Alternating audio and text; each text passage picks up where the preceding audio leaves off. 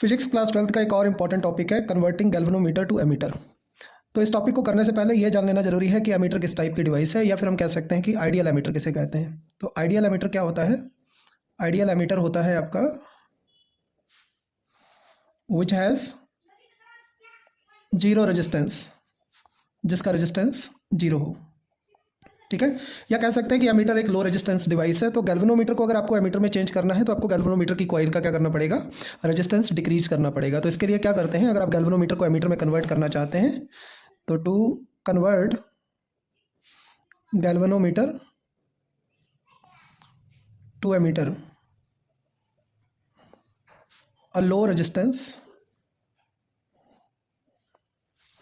is to be connected in parallel to galvanometer coil। Galvanometer coil, ठीक है। अगर आप गैल्वेनोमीटर को एमीटर में चेंज करना चाहते हैं तो आपको एक लो रेजिस्टेंस को कनेक्ट करना पड़ेगा गैल्वेनोमीटर कॉइल के पैरेलल में। और इस लो रेजिस्टेंस को हम किस नाम से जानते हैं? This low resistance is known as shunt. ठीक है, इसे शंट कहते हैं। तो अब क्या करना है, आपको एक शंट कनेक्ट करना है गैल्वेनोमीटर कॉइल के साथ पैरेलल में। और ये आपका जो गैल्वेनोमीटर है वो किस में कन्वर्ट हो जाएगा? एमीटर में कन्वर्ट हो जाएगा।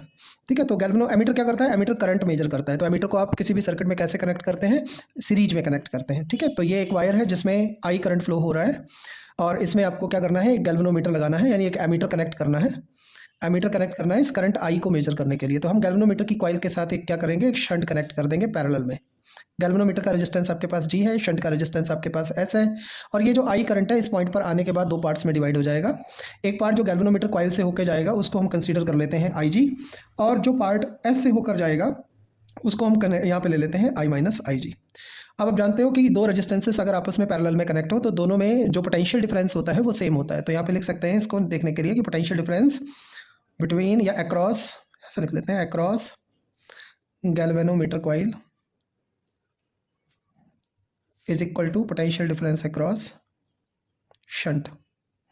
ठीक है, गैल्वेनोमीटर कॉइल में कितना हो जाएगा आपका पोटेंशियल डिफरेंस? ओम्स लॉ से आई इंटू आर होता है, इसको ले लेते हैं आई G into capital G. Galvanometer का रेजिस्टेंस जी है, गैल्वेनोमीटर की कॉइल से पास होने वाला करंट आई जी है, तो पोटेंशियल डिफरेंस कितना हो जाएगा? आई जी इंटू जी। और शंट के अक्रॉस कितना हो जाएगा? आई minus I G into S. यहाँ से आप एस का वैल्यू निकाल सकते हैं, ये आएगा I G upon I minus I G into ji.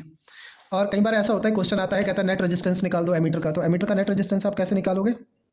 Net resistance of ammeter यह आ जाएगा 1 upon R equivalent is equal to, parallel में लगे हुए हैं ना, तो 1 upon G plus 1 upon S, या 1 upon R equivalent is equal to G plus S upon G S, या आर इक्विवेलेंट को हम लिख सकते हैं G S upon G plus S.